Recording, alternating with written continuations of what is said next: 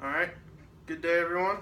I hope you're enjoying yourself. I'm going to talk to you a little bit about the EST, which in other words is the engagement skills training. The Army uses this to work on their marksmanship and all the training they need in combat. The marksmanship helps on when they go to the range, when they need to qualify, which is when they determine how good of a shooter they are compared to the other shooters and the other soldiers within the Army. This is basically a supersonic, high-powered video game which they can use indoors with real rifles and real guns, real machine guns, rocket launchers, all that kind of stuff. Basically, just take out the nuts and bolts of everything, put in some lasers and air pressure systems, and you basically have your own EST. It works with small units, working with tactics. This is basically something to help them while they're inside of combat and training them in real life situations rather than going out into the field and pretending that they're in the situations. They can actually pull up different situations and scenarios onto the screen and play it basically like a video game like you have on an Xbox or PlayStation. It's similar to a real life Call of Duty or Battlefield if you're familiar with any of those. So that's basically how the system works. You pull it up on the computer, it projects onto a screen. You have a small unit, up to, some systems allow only 5 people, some allow 10. The one that I use at my school for RTC, it allows only 5 people at a time. So we can have 5 people get up, engage in a certain situation, or if we want to, we can have them just sit on the range and try and qualify. In our room, we have a whiteboard with different levels, and we post up the top 10 people of that week, and it changes every week from whoever qualifies at a certain time. Some of the different aspects of this is that you can put a whole bunch of different weapons on it.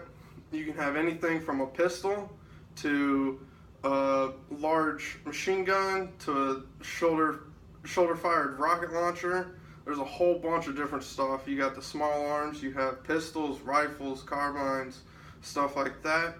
You got the medium-sized guns, which are the M240 Bravo, the M249. If you're familiar with any of the Army weapons, then you would understand what that is, but it's basically the belt-fed machine guns that squads carry. You have the shoulder-fired weapons, which are the AT-4 and the M141, which are also shoulder-fired rockets. They're either rocket launchers or grenade launchers, which depending on which one they are. And then finally, you have the heavy machine guns, which are the ones you see when they put it on tripods and they start shooting with the belt-fed machine guns. Those are the M2s and the MK19s, also known as the Mark 19s.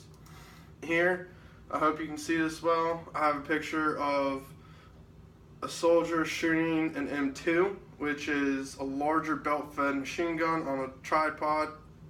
He is shooting it at the EST, and they are currently in qualifying rounds where you have a range and different targets and you have to shoot them. Another couple weapons that they have is from left to right on the screen, it's the AT-4, the Mark 19, and the M209. There are a bunch of different rifles that this system allows.